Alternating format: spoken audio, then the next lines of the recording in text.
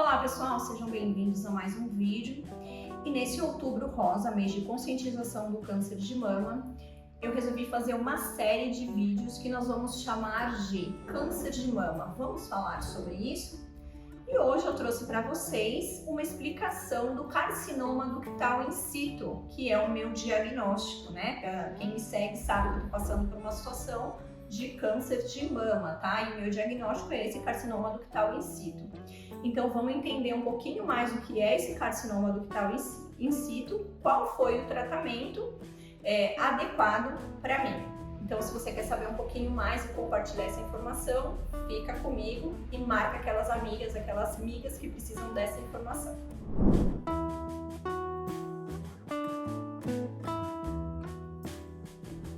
Primeiramente, eu gostaria de ressaltar que eu não sou da área médica, tá? Eu sou uma paciente e que eu gostaria de compartilhar com vocês as informações relativas ao meu diagnóstico, porque é importante quebrar o tabu da questão do câncer de mama e falar sim sobre isso para que isso chegue a mais mulheres e que torne uma conscientização da importância do diagnóstico precoce e da prevenção. Tá bom? Então vamos entender um pouquinho, né? Então, primeiramente, cada mulher é uma mulher, cada diagnóstico é um diagnóstico e cada tratamento é um tratamento. Então, seu tratamento é único porque você é única. Então, é importantíssimo que você siga as orientações do seu médico.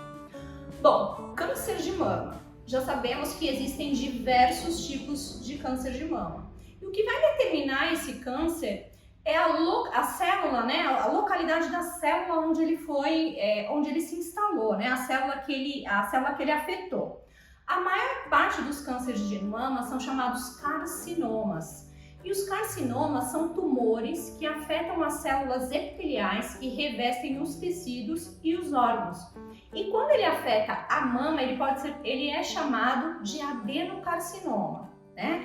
E ele pode afetar os ductos mamários, né, as células que revestem os ductos mamários, ou os lóbulos, que são as células produtoras do leite, né?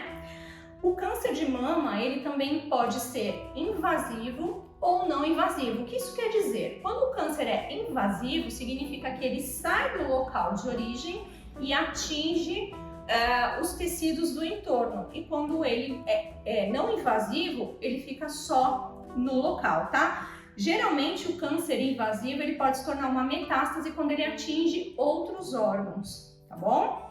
Bom, o carcinoma ductal in situ, que é o meu diagnóstico, ele é um tumor que se formou nas células epiteliais, né, nas células que revestem os ductos mamários, e ele está localizado, ou seja, ele é considerado um câncer não invasivo, tá? E aí, de acordo com algumas pesquisas que eu li, de algumas reportagens também, eles estimam que 20% dos novos casos de câncer de mama serão carcinoma ductal in situ.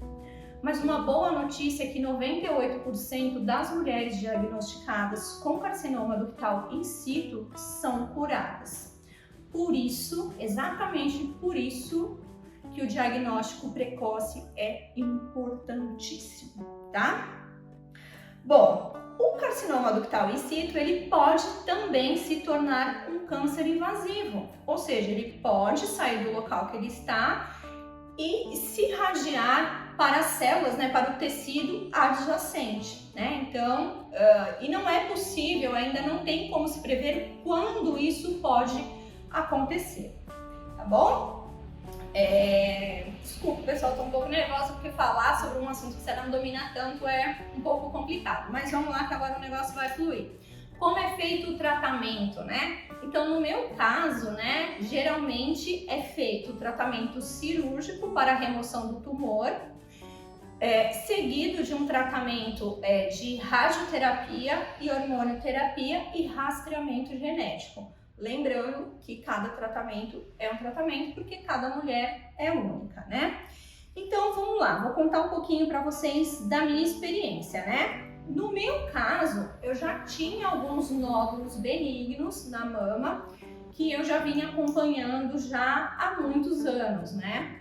E já vinha fazendo um planejamento cirúrgico, então de ano em ano e depois de semestralmente, eu já fazia lá a minha ultrassom de mama, a mamografia, ressonância magnética, quando necessário fazia as biópsias e já vinha programando uma cirurgia de remoção porque os nódulos já estavam num tamanho já significativo, né?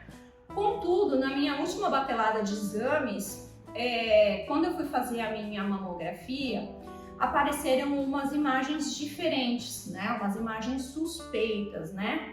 E aí o médico, vendo aquele resultado, me pediu uma ressonância magnética, né? Que é muito importante esse exame de imagem. 5 dias depois que eu fiz a mamografia, então eu fui encaminhada para fazer a ressonância magnética. E na ressonância magnética saiu lá a informação de achados altamente suspeitos. Vou até usar o termo aqui para vocês. Eles chamam de lesão com alta suspeita de malignidade, classificada como BIRAD5, né? E diante desse achado, o meu médico mastologista achou por bem a gente acelerar o processo, né? E aí nós começamos a nos organizar para fazer a cirurgia e analisar as possibilidades cirúrgicas, desde a melhor situação até a pior situação, né? E aí, juntamente com a equipe de cirurgia plástica, fizemos esse pré-planejamento. O que demorou um pouco mais, que fez da saída do resultado da ressonância magnética até o dia do meu senho cirúrgico, que ocorreram em 29 dias, o período mais demorado foi as burocracias do convênio, que mesmo com um diagnóstico de malignidade, não autorizou a minha cirurgia, tá, pessoal? Então isso é uma coisa que vocês precisam levar em conta também, tá? Espero ter sido um caso pontual comigo, mas enfim. Mas de qualquer maneira a gente agiu com muita rapidez, né? E aí eu acabei operando 29 dias depois, através de uma liminar na justiça, né? E o meu médico optou por uma adenomastectomia bilateral. O que é isso? A adenomastectomia, ela é uma cirurgia que ela tira toda a glândula mamária, conservando a pele e o mamilo, uma vez que ele percebeu que a pele e o mamilo não foram comprometidos pelo tumor, né? Então, assim, existe uma divergência aí, né? Alguns médicos acham que é uma cirurgia conservadora, outros não. Mas enfim, eu fiz uma adenomastectomia bilateral. E a equipe da cirurgia plástica já entrou fazendo uma reconstrução mamária com utilização de expansores mamários. Então, como eu não tinha no centro cirúrgico um diagnóstico definido, né? Esse material, essa glândula que foi retirada, foi enviada para um patologista, não dava para eu já fazer a reconstrução mamária já com a prótese definitiva, porque eu não sabia qual ia ser o meu tratamento posterior. Então, toda essa amostra que foi retirada da minha mama foi enviada para o patologista, que inclusive estava no centro cirúrgico e tentou, através do método de congelamento, determinar o diagnóstico. E no centro cirúrgico não foi possível, porque, como eu disse para vocês, eu já tinha nódulos benignos e aí apareceu esse achado altamente suspeito. Então, para que ele tivesse uma certeza absoluta, ele preferiu levar essa amostra e fazer a análise anatomopatológica e anatomohistoquímica, se eu não me engano é isso mesmo. Então vamos lá. Depois de um determinado tempo, né, acho que passaram mais ou menos 10 dias que eu estava operada, saiu o diagnóstico de carcinoma ductal in situ, né, o que por um lado foi tranquilizador, né, por um lado, né, porque pensando na pior situação, não era um câncer invasivo, mas por outro lado, era um câncer, né, e aí, obviamente, isso foi confirmado pelo anátomo histológico, que reconfirmou o diagnóstico e percebeu-se os receptores, né, de estrógeno e progesterona.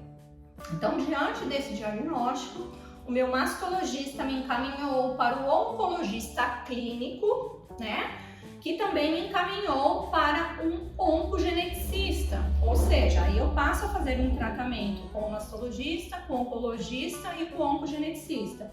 A oncologista, juntamente com a oncoradiologista, analisou todo aquele material e definiram o meu tratamento, que inicialmente seria 18 sessões de radioterapia e posteriormente hormonioterapia.